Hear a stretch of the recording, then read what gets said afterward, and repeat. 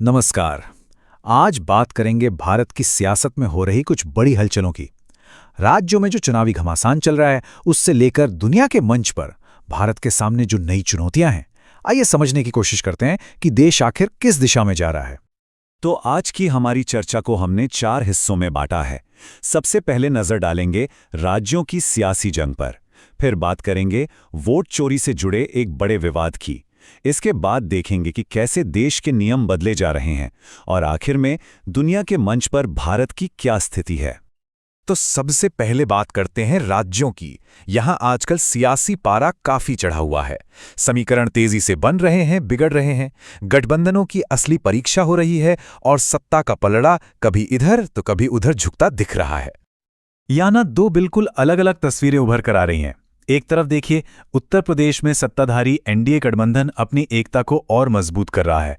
वहीं दूसरी तरफ पड़ोसी राज्य बिहार में विपक्षी इंडिया ब्लॉक सड़कों पर उतरकर अपनी ताकत दिखा रहा है। लेकिन जो सबसे बड़ा और कह सकते हैं कि सबसे नाटकीय बदलाव देखने को मिला, वो था दिल्ली में। यहां विधानसभा चुनावों में बीजेपी ने एक तरफा जीत हासिल की और आम आदमी पार्टी के 10 साल लंबे शासन को खत्म कर दिया। ये वाकई एक बहुत बड़ा राजनीतिक फेरबदल है। तो एक तरफ दिल्ली में नतीजा साफ था, लेकिन दूसरी तरफ मणिपुर में मामला और भी ज्यादा उलझ गया है। राष्ट्रपति शासन तो लगा हुआ है, पर सत्ताधारी गठबंधन के ही एक अहम सहयोगी दल के अंदर शांति बहाली को लेकर गहरी फूट पड़ गई है। इससे वहां अस्थिरता का माहौल बना हुआ है। अब आते हैं एक ऐसे बड़े विवाद पर जो सीधा सीधा हमारी लोकतांत्रिक प्रक्रिया की जड़ों पर सवाल उठाता है। इस पूरे विवाद की चिंगारी तब भड़की जब विपक्ष के बड़े नेता राहुल गांधी ने बिहार की वोटर लिस्ट में गड़बड़ी का आरोप लगाया और इसे वोट चोरी जैसा एक बहुत ही गंभीर नाम दे दिया। अच्छा, चुनाव आयोग का रिएक्शन भी काफी तेज और सख्त था। उन्होंने सीधी सीधे कहा कि भाई आरोप लगाए हैं तो सबूत भी दीजिए। तो अब सारा दारोमदार, जिसे कहते हैं ना बर्डन ऑफ प्रूफ, वो आरोप लगाने वालों पर ही आ गया है। चलिए अब बात करते हैं कुछ ऐसे बड़े कानूनी बदलावों की जो देश को चलाने वाले बुनियादी नियमों को ही एक नई शक्ल दे रहे हैं। जरा सोचिए, एक कानून जो 100 साल से भी ज्यादा पुराना था, उसे अब पूरी तरह से बदल दिया गया है।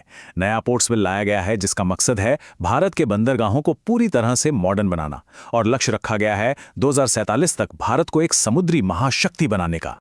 अच्छा, अगले मुद्दे को समझने के लिए पहले ये जानना जरूरी है कि ये वक्फ संपत्ति आखिर होती क्या है।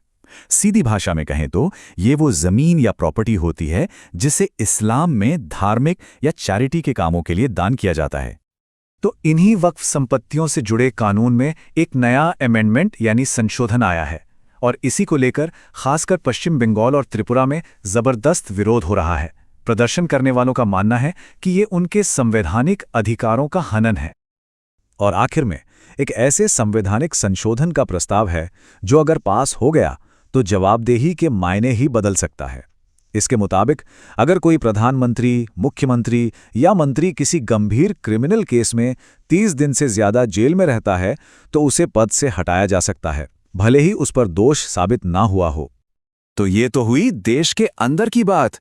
अब जरा देश की सीमाओं से बाहर नजर डालते हैं, जहां भारत दुनिया की 2 सबसे बड़ी ताकतों के साथ अपने रिश्तों को एक नए अंदाज में संभाल रहा है।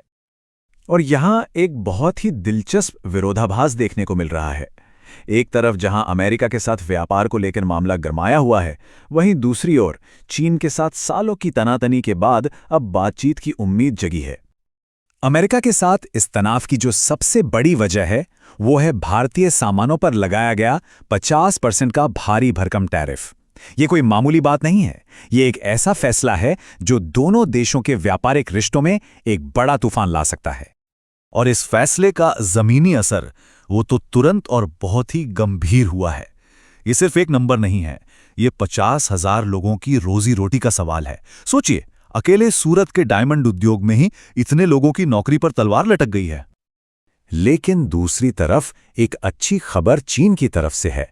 भारत और चीन के नेताओं के बीच एक बहुत ही अहम बैठक तय हुई है, जो सीमा पर लंबे समय से चले आ रहे तनाव को कम करने की दिशा में एक बड़ा कदम साबित हो सकती है। तो कुल मिलाकर तस्वीर ये है कि भारत एक बड़े बदलाव के दौर से गुजर रहा है।